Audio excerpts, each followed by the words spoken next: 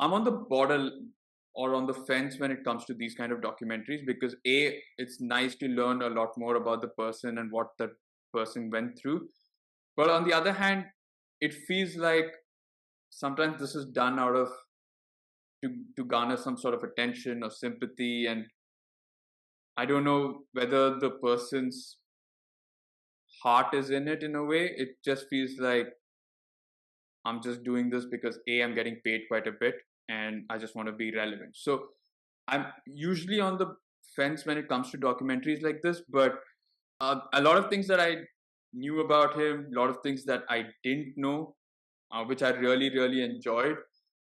Whether it's his, you know, drug dealings and drug buddies, whether it was his friendships with Sean Penn and Nicolas Cage, which was, my God, I didn't think I would see Charlie Sheen and Nicolas Cage be together, but it just made perfect sense.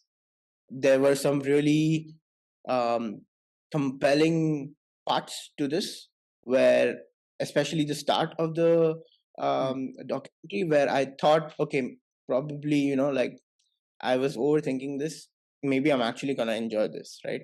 So it starts off on a interesting note for me, and then it just gets really, really tiring and exhausting. The pacing is terrible for me. Obviously, right, like it's a true story. So the and he's been through a life where it's been a constant vicious circle of trying to recover and then going back into the same thing. So seeing that over and over kind of got really cumbersome, I think, to say the least.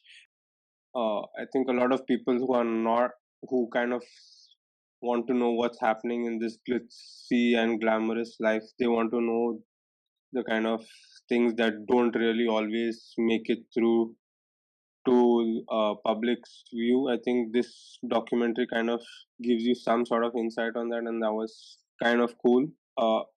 Maybe you don't know this documentary, though it has an agenda for Charlie Sheen. It may help someone else that goes through stuff like this way. So yeah, uh, I think the documentary wasn't the easiest of watches, but if it does good to for someone, then so be it.